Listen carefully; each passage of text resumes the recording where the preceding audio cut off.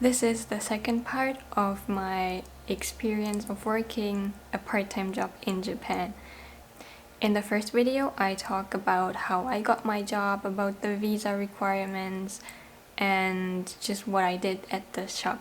I worked in a flower shop 1 to 2 times a week between 4 and 8 hours, and I basically just did all the helping work. I did the cleaning, I put the flowers around and put them in the storage and such stuff.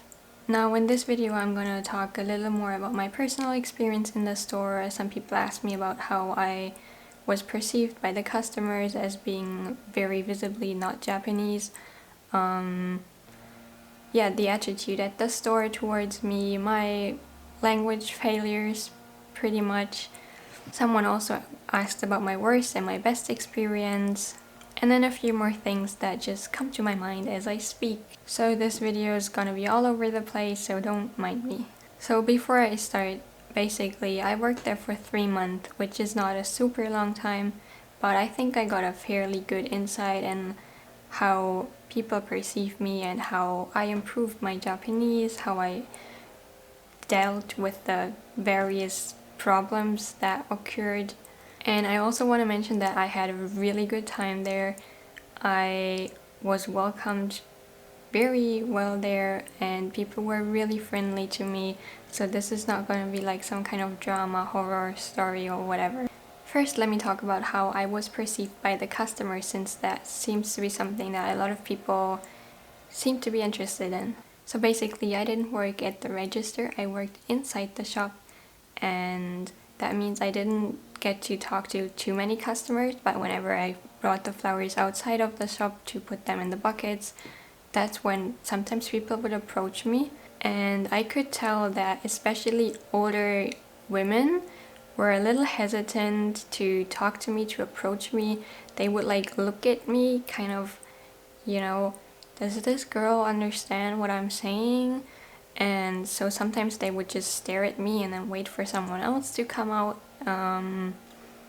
But usually people would just approach me as they would any of the other staff members, and they would just ask me.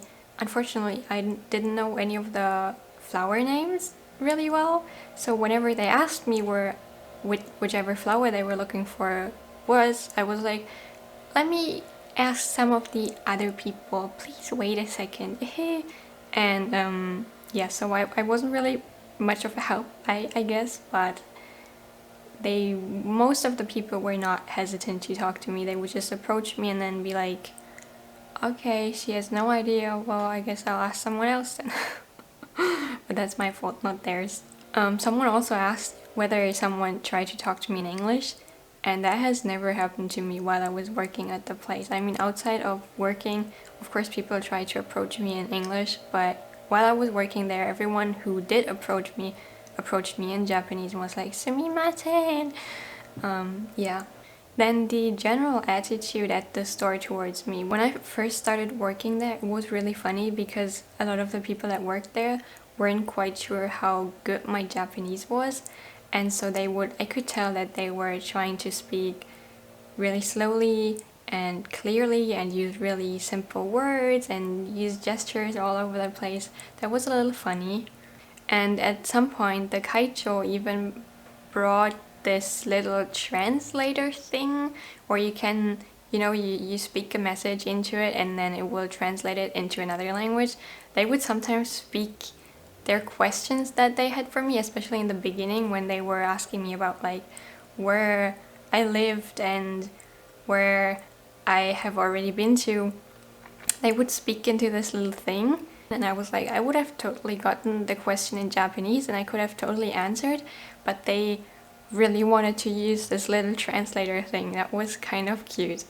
So yeah, in the beginning it was a little hard to communicate with everyone because I was not used to this kind of environment of speaking.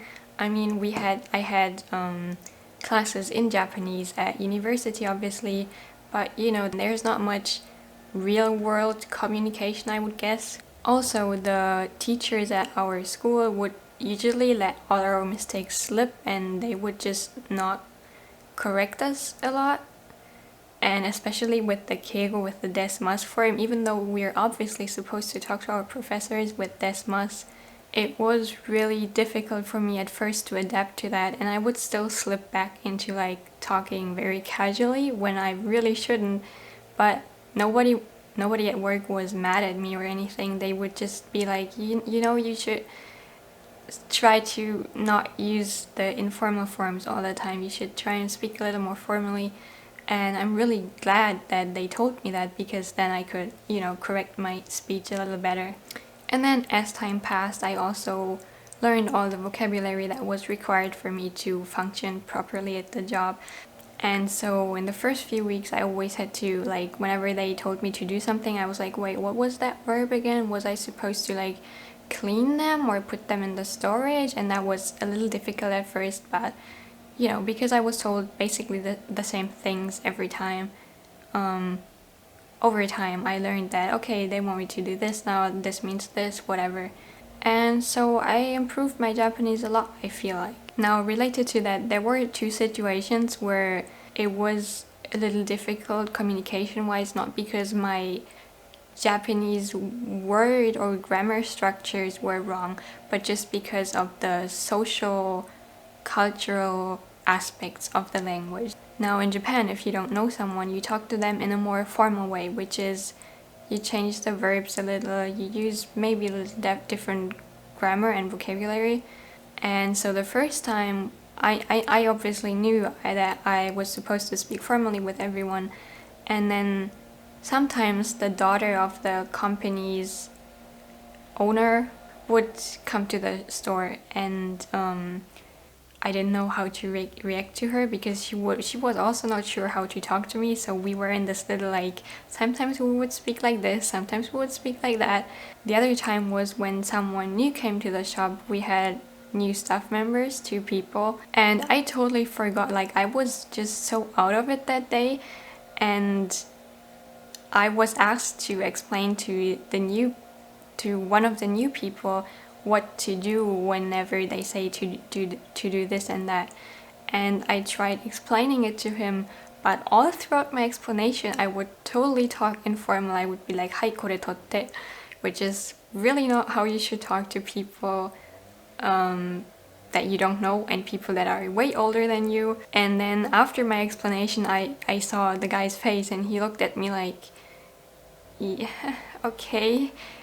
And I then realized that I had talked informally to him. That was a little embarrassing, but I learned really quickly to not get out of my formal speech. And then a third thing related to kind of formal and informal speech was this other new person that joined. So it was this girl about 23, 24, so at that time I was still 20, so that is obviously older than me, but she would always talk super formally to me. And with the other staff members, over time she kind of, you know, got a little more chill. She didn't talk like super formal anymore. But with me, she would keep up this super formal speech. We didn't talk a lot, but whenever I told her something or she told me something, it was like super formal, and I felt like, why does she not want to talk less formally with me? And I was wondering. And then that one time, we stood together at the table and we're doing our tasks. And we were just talking a little about me and what I've been doing in Japan, how I like it. And then she's like, "Wait, how old are you?" And I'm like, "I'm 20. And in that moment, she just completely dropped all her formality and just totally went informal and talked totally. And she's like, you know, this and that, blah, blah, blah, blah, blah. And she was like a different person. I was so surprised for like a few seconds. I was like, aha, okay. I did totally not expect that. So there were probably a lot more mistakes and stupid things I said and whatever, but honestly, I feel like even though I made so many mistakes, I learned a lot from just being in that environment, and it was super good to see this other perspective of like interacting with people and how to deal with these, you know, miscommunications and difficulties in communications. That was great. Now, someone also asked me for my best and my worst experience while I was working there. And I tried thinking so hard of a situation that was like super bad that I could tell, but there was really nothing where I would be like, this was horrible. The worst thing that happened was probably when I knocked over one of the bins where the flowers were in, and I just splashed the water all over the ground. But even then I was like, I'm so sorry, I will fix this, I will clean it up. Basically, nothing happened. I mean, yeah, okay, I had to clean it up, but that's to be expected, I guess. But other than that, I can honestly not think of anything that was bad. For the best experience is probably my lunch breaks. And during that time, I would just always talk to the people. They would talk to me. They would ask so many questions about really random things, and they always asked me to teach them some German, and they asked me if I ever wanted to come back, and we just had really nice conversations. It felt like it felt really welcoming, and they were really interested in me, and they were interested in teaching me about everything in Japan. It was such a great time, honestly. They just gave me like flower stems, and every prefecture in Japan being represented by one flower. I thought that was so cute. And this is my flower, where I stayed, basically. The orange one. So yeah, there you have it. That was my experience of working in Japan in a flower shop.